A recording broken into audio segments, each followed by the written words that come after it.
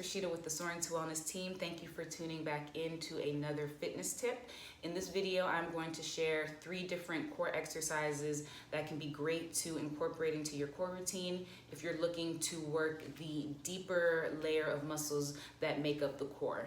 So our transverse abdominis is that deeper layer, and it plays a big part in overall core functioning, making sure that our core is strong, helping us with our posture, and it plays a role in many other things. So being able to incorporate core movements that work that and help to strengthen it can be very beneficial in the long run. So these are going to be 3 rotational core movements, and rotational core movements are very, very great for working that deeper layer.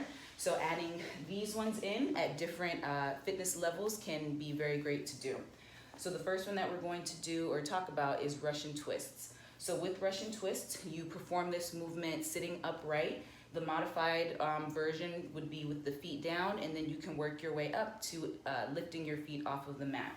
So you would start feet planted and knees bent. You would lean back to where you feel the core engaged and preventing you from falling back onto the ground.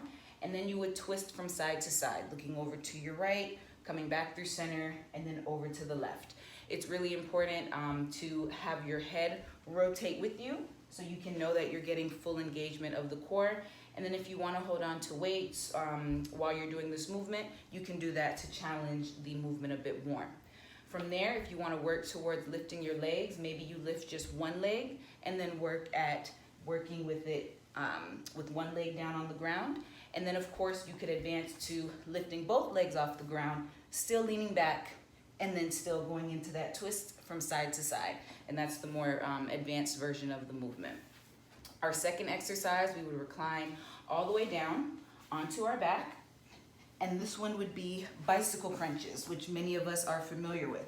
So with bicycle crunches, we would draw the knees in to start, hands would be behind the back of the head, and we would twist from side to side, so extending one leg out and reaching opposite elbow to knee, and then we would twist and then bring it over to the other side, same thing.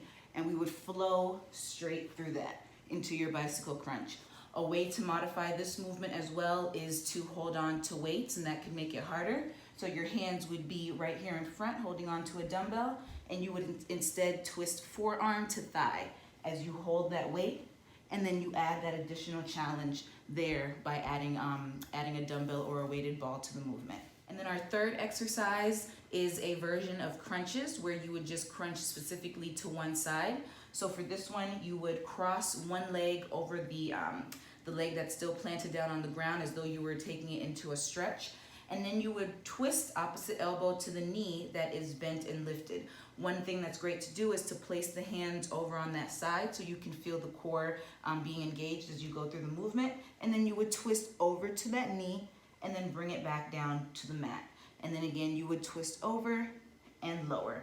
So this allows you to be a little more intentional with the move, taking it a little slower as you go into that crunch and back down.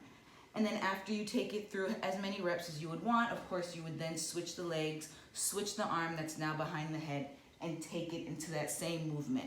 Just aiming to not strain the back if that feels uncomfortable or anything along those lines.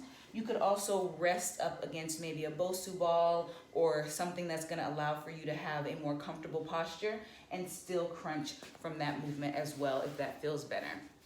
So those are the 3 different rotational core movements that I wanted to share with you all today. Again, they're really great for working the transverse abdominis and then helping with your core to become strengthened and to improve in different exercises that you may be doing. So thank you for tuning into this fitness clip. I hope you found this to be helpful, and we will have another one for you next week. Bye.